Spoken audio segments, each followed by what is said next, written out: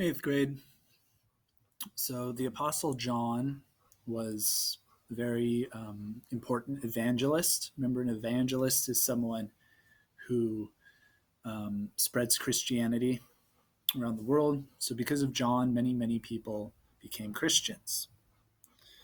So what do you think the Apostle John's favorite car would have been?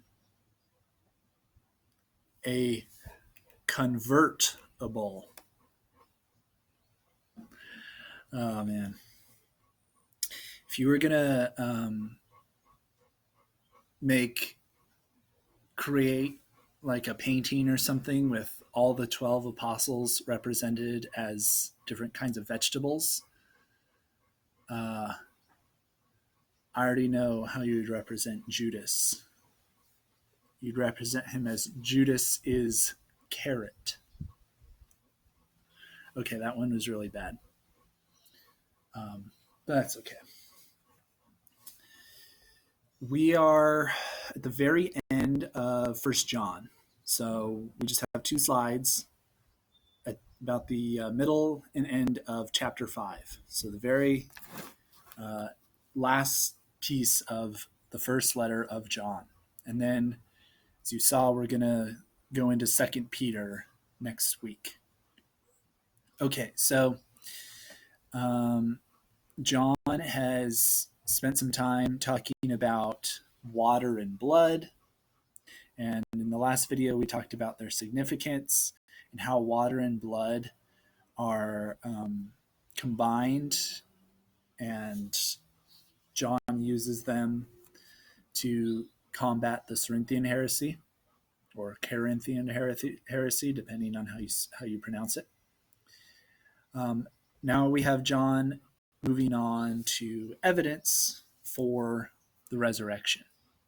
So he says there are three witnesses: the Spirit, the water, and the blood. If we receive the testimony of men,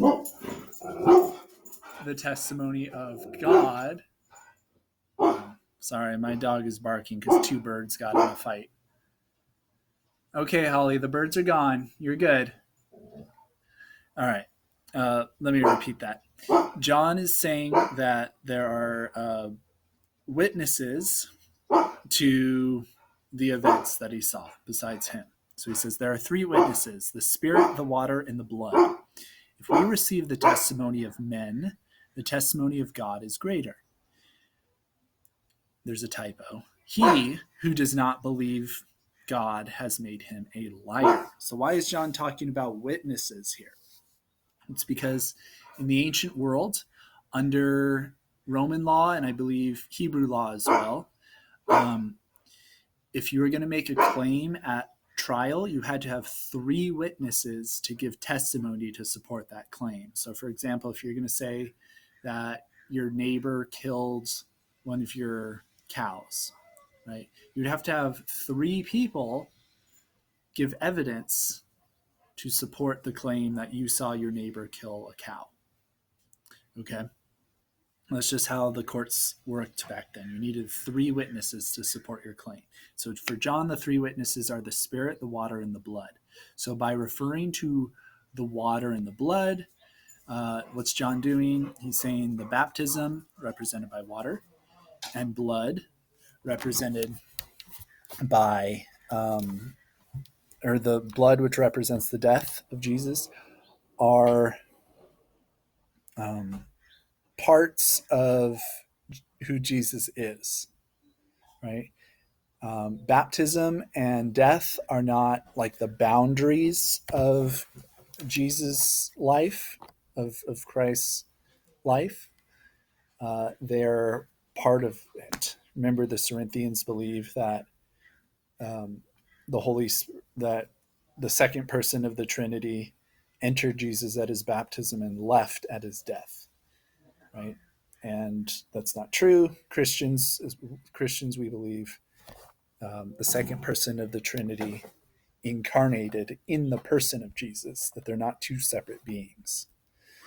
Then John says that God the Father himself is a witness to the divinity of Jesus Christ. So God Even if the three witnesses that John provided aren't convincing, John says God the Father himself is the ultimate witness, right? Who provides more evidence than you could ever hope for, right? And he's saying if you deny the divinity of Jesus, as the Corinthians do, as the Jews do, as the pagans do, you are calling God a liar.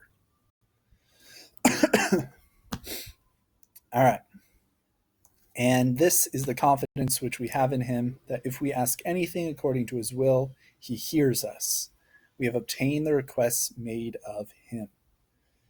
All right, so John ends by saying that it's important that Christians are confident in their prayers because God wants us to pray with confidence to him.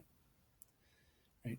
And according to John, we can be confident in our prayers if we ask in accordance with God's will. What does this mean? This means that when you pray, if you are asking for something, you can do so confidently if you do one of two things. Either you ask what God wants you to ask for, or you be how God wants you to be while you are asking for whatever you desire. Right? So, in other words, John is saying God is not like a magic genie, right? He's not going to grant you three wishes. That's not what God is. In order to pray confidently, you have to understand that you have to pray for what God wants for you. Right? This is what it means to align our wills with God's will. Sometimes we want things that God does not want for us. Right? So if you pray for something that God does not want for you, then your prayer, you can't be confident in your prayer. Right? So if one of these two conditions is met, God will grant your prayer. Because if you meet one of those two conditions, you won't be praying for anything that God doesn't already want for you.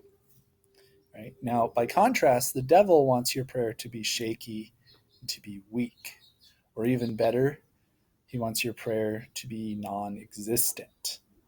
Right? So in order to weaken your prayers or stop you from praying, what does the devil do? He tempts you to believe something that's not true.